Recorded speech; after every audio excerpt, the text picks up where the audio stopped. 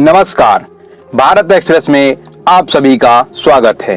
आज हम चर्चा करेंगे भारत की राजनीति में दो ऐसे प्रमुख कद्दावर शक्तिशाली नेता आए जिन्हें शायद ही कोई भूल सके, जिन्होंने भारत की रूपरेखा ही बदल दी। जहां 20वीं सदी की राजनीति में एक ऐसी महिला प्रधानमंत्री आई जो कि आयरन लेडी के नाम से मशहूर थीं, कभी भी बड़े फैसलों को लेने में पीछे नहीं हटती थीं। वहीं 21वीं सदी में एक ऐसा पुरुष प्रधानमंत्री आया जिसने अपना गुजरात मॉडल दिखाकर 2014 के आम चुनाव में अपनी पार्टी को पूर्ण बहुमत दिलाकर एक शक्तिशाली प्रधानमंत्री के रूप में शपथ ग्रहण की। वहीं बात करें इंदिरा गांधी की तो एक दुखद घटना से इनको प्रधानमंत्री का पद मिला था।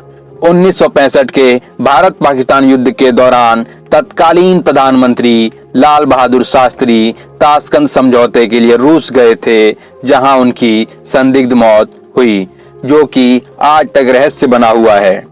इनकी मृत्यु के ठीक बाद इंदिरा गांधी ने पहली महिला प्रधानमंत्री के रूप में शपथ ग्रहण की, लेकिन इन्होंने अपना पहला आम चुनाव 1967 में लड़ा।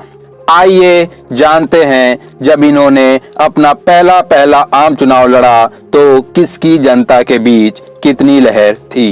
इंदिरा गांधी ने 1967 में जब अपना पहला आम चुनाव लड़ा, जो कि चौथी लोकसभा थी, जिसमें कुल सीटें 520 में से 283 सीटों पर विजय प्राप्त की, जो बहुमत से 12 अधिक थीं।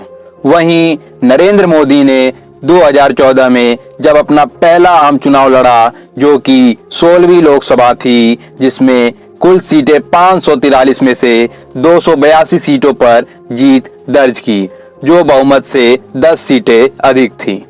आइए अब इन दोनों चुनाव में लगे नारे का जिक्र करते हैं, क्योंकि जब तक चुनाव में नारा न हो तो चुनाव वैसे ही लगता है जैसे युद्ध में सेना बिना हथियार के। उस समय कांग्रेस के विपक्ष में बीड़ी में तंबाकू है, कांग्रेस वाले डाकू हैं जैसे नारे लगने के बावजूद इंदिरा गांधी ने गरीबी हटाओ इंदिरा लाओ जैसे नारे के साथ जीत दर्ज की थी। वहीं मोदी ने अब की बार मोदी सरकार जैसे नारों के साथ विजय प्राप्त की।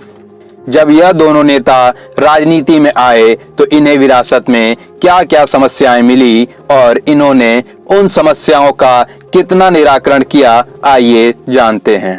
इंदिरा गांधी के समय जब यह 1966 में प्रधानमंत्री पद की शपथ लेती हैं, उस समय देश कई गंभीर समस्याओं से जूझ रहा था और उस समय देश के अंदरूनी हालात कुछ ठीक नहीं थे। इंदिरा गांधी से पहले जब लाल बहादुर शास्त्री कार्यकाल में थे तो उन्होंने हिंदी भाषा को राजभाषा के रूप में घोषित किया था, जिससे देश के कई राज्यों में उग्र आंदोलन हो रहे थे। उस समय देश में भूखमरी जैसे हालात भी थे, जबकि इन्हीं के समय में हरित क्रांति की शुरुआत की जा चुकी थी। पंचवर्षीय योजनाएं भी कारगर नहीं थी, देश की अर्थव्यवस्था चरमरा रही थी। साथ ही उस वक्त देश 1962 और 1965 के युद्ध से देश के हालात खस्ता चल रहे थे।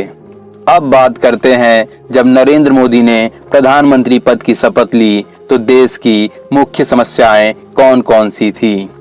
सबसे पहले तो उस वक्त देश बढ़ती महंगाई दर से त्रस्त था। डीजल पेट्रोल के दाम आसमान छू रहे थे। डॉलर के मुकाबले रुपया दिनों दिन गिरता जा रहा था। देश का प्रत्येक नौजवान बेरोजगारी जैसी समस्याओं के कारण हताश और निराश था।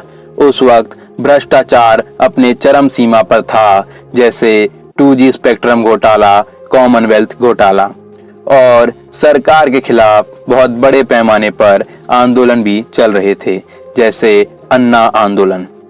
आइए अब हम लोग इन दोनों नेताओं के उपलब्धि के बारे में चर्चा करते हैं। सबसे पहले इंदिरा गांधी की बात करें तो 19 जुलाई 1969 को 14 बैंकों का राष्ट्रीयकरण कराया था। 1971 की जंग में पाकिस्तान के 2 टुकड़े किए, जहां 90,000 सैनिकों को युद्धबंदी बनाया गया। 1975-77 के दशक में आपातकाल की घोषणा की, जब सिखों का एक अलग देश खालिस्तान बनाने की मांग चल रही थी।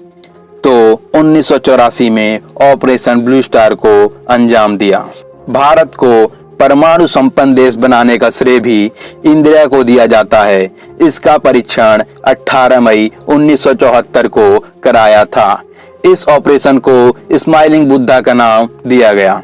अब हम जिक्र करेंगे नरेंद्र दामोदर दास मोदी की, जो फिलहाल सरकार में बने हुए हैं। मोदी सरकार की सबसे बड़ी उपलब्धि जम्मू कश्मीर से अनुच्छेद 370 को समाप्त करना है। 3 तलाक जैसे बड़े मामलों को हटाना भी इनकी उपलब्धियों में गिना जाता है।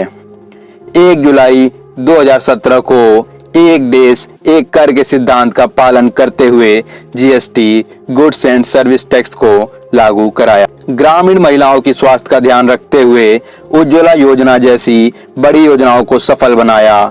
स्वच्छ भारत अभियान के तहत घर घर शौचालय बनवाए। देश में पहली बुलेट ट्रेन चलाने का श्रेय नरेंद्र मोदी को जाता है, जो कि मुंबई से अहमदाबाद के बीच चलनी है, जिस पर कार्य अभी प्रगति पर है।